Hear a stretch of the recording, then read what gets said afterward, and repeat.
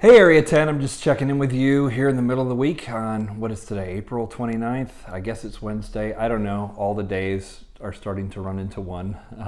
I saw someone the other day say, somebody should really come up with a name for all these days. I'm like, yeah, because they're all real similar right now.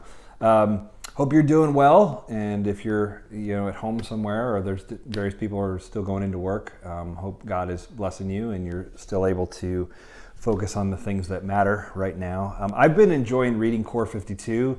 I think it is providential that we are reading that as a family together. If you haven't been reading that, jump back in. You can jump back in on the chapter that we're going through. It's easy to come back into if you've missed it. But today's reading from Core 52 was from John chapter 10, which is the Good Shepherd passage, which I read on Sunday. But I really enjoyed reading it this morning because I picked out a piece that at the end of the chapter that kind of hit me in a different way. And it's readings like this consistently that are helping me feel centered and sane during this weird time. Listen to what it says at the end of John 10, because there's the whole I am the good shepherd thing that we talked about on Sunday. But then at the end, I want to show you where it goes. John 10, verse 37. Jesus talking, he says, "If I am not doing the works of my Father, then do not believe me. But if I do them, even though you do not believe me, believe the works, that you may know and understand that the Father is in me and I am in the Father." Verse 39, again, they sought to arrest him, but he escaped from their hands. So you have Jesus preaching something. He's basically claiming to be God and having this special relationship there that they think is blasphemous, that he would even suggest that. And so they want to grab him and arrest him, and he escapes. You see this happen a few times. He kind of gets away. But what happens next, just a couple verses at the end of chapter 10, and this is going to go right into the whole Holy Week narrative, starting in John 11, where you see some stuff starting to happen, kind of building up to his crucifixion. But right here, right before that, it says, verse 40, "He went away again across the Jordan to the place where John had been baptizing at first, and there he remained. And many came to him, and they said, 'John did no sign, but everything that John said about this man was true.' And many believed in him there." And that really struck me when I was reading it this morning, and I was thinking about how so much of what we know about Jesus is from his public times, when he's very much out in front. He's preaching to thousands of people. He's feeding thousands with loaves and fish. He's walking on water, and their crowd, people see him do this. He's teaching in Jerusalem. He's flipping over the tables in the temple. A lot of these things are very public. But there are also these times where he sort of retreats. He gets away from the crowd. He's not doing the public thing. He's doing a much quieter thing. And this is one of those situations. He kind of gets away and he goes across the Jordan River. And maybe it's a little quieter. Well, when he's there, it says that many people come to him there. So they sort of chase after him. And it says that many believed in him there. And I was thinking about the church in America, and in the West, but in America specifically, how we have been very public for decades. And really in the last couple decades, the church has grown in visibility, I suppose. And public ministry is great. Having eyeballs, having people see what you're doing, having people come to know the Lord, like this is what you signed up for. You want people to know Jesus, and you hope that your church will help people do that.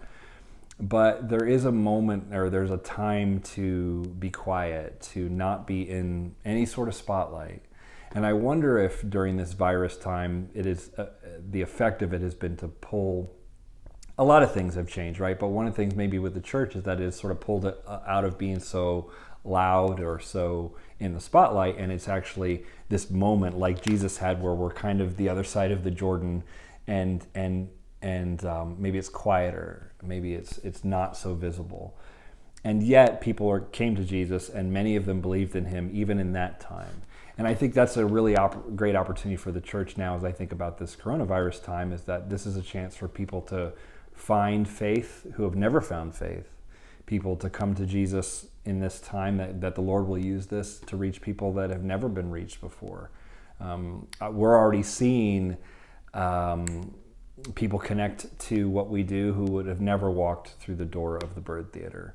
And so I'm excited to see what God is doing in this time. It actually reminds me of the book Anti-Fragile. Maybe you've heard of it, Talib Nassim.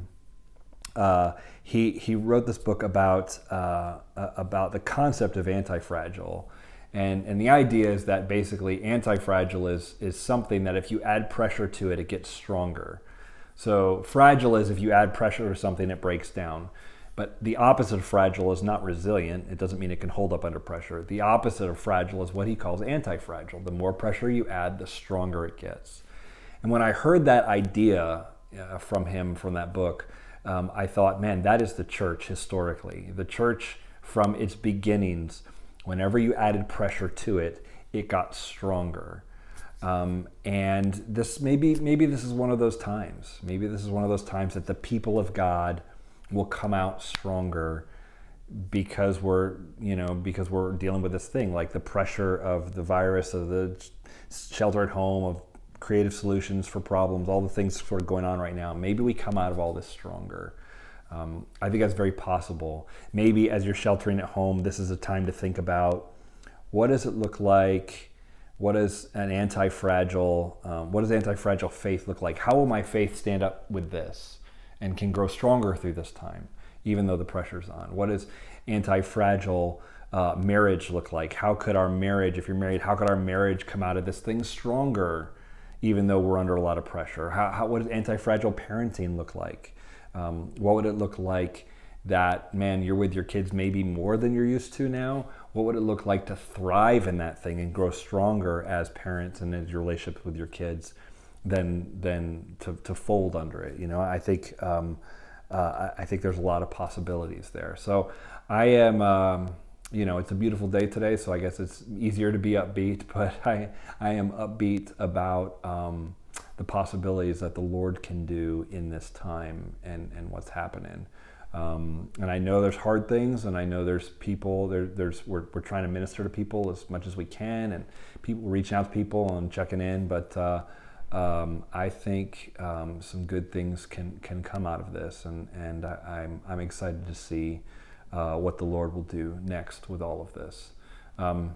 Anyway, that's just a thought I'm having today. Hope you are reading along with Core 52 and reading the scripture each day, just a few minutes in the morning, or following along also with our 40 days of prayer, where we post a prayer every morning at 8 o'clock to kind of start off your day. Hopefully you're checking in on that, because we're trying to put out the great resources to support you. So God bless you guys. Take care, and hope to see you soon.